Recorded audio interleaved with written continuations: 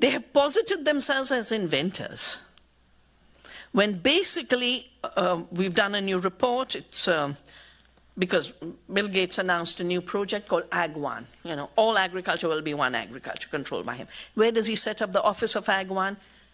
In Missouri, where Monsanto's headquarters is. But we watch what's going on in India, and we pieced it together. So basically, he's financing a lot of data mining from farmers, which will then be packaged back as big data and sold back to the farmers. But this is exactly what happened in your 2016 elections. Facebook sold data to Cambridge Analytica. So when you think of why are the kind of leaders that we have getting created, it's very important to remember that in these 25 years of corporate deregulation of commerce, you basically have a lot of money in the hands of very few people. And they then are the ones investing in all the companies. The companies are not independent companies anymore. They're basically billionaire money managed by the investment funds like BlackRock and Vanguard, etc. They also know that everywhere people are on the streets. Just look at this year. Show me a country where there weren't protests. Chile, Beirut, Hong Kong, everywhere.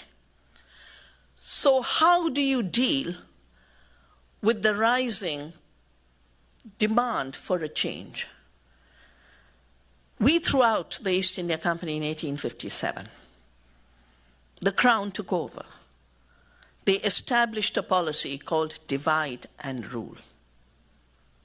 And then they started to divide Hindus and Muslims, because Hindus and Muslims had stood together to defend their land, their livelihoods, their freedom.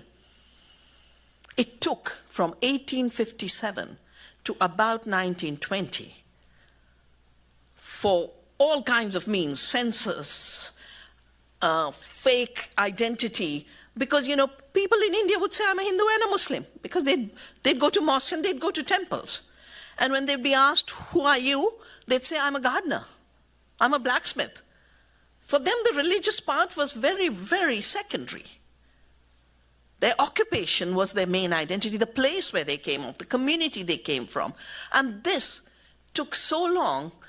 This is what led to our partition. And that partition is still being played out. It's an incomplete project. So divide and rule becomes a necessity for the 1% to continue to hold on to power. What are the economic policies being pushed while people are divided? Because that's really the agenda.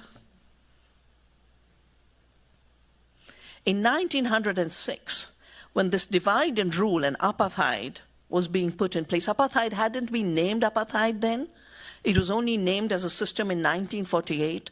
But in 1906, the British wanted to turn Indians in South Africa into second-class citizens. So they wrote an Indian Act.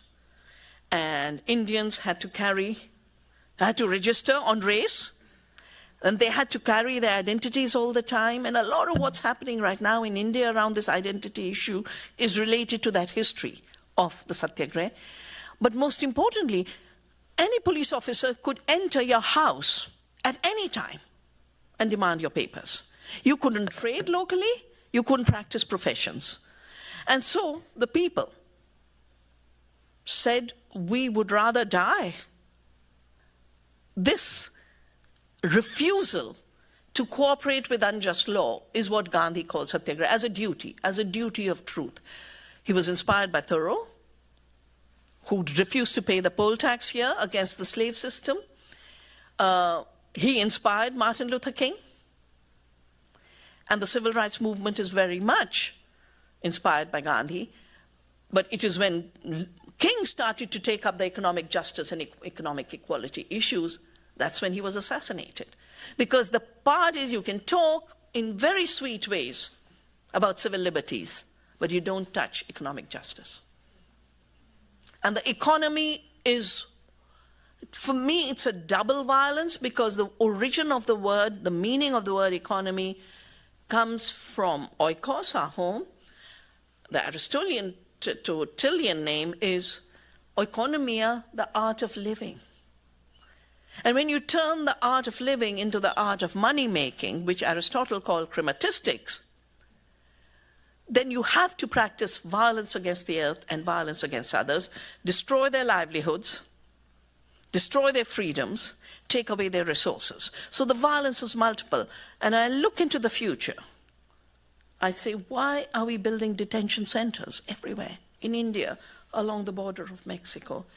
Because I feel that if we don't activate our sense of interconnectedness with all life, with all people, if we don't start sowing the seeds of what I have called earth democracy, we are going to see 99% people as disposable, especially with the tech working on artificial intelligence, to make sure all the mechanical work is made redundant, whether it be in radiography or law or whatever. Mechanical work will be substituted. And if that's the case, 99% people are disposable.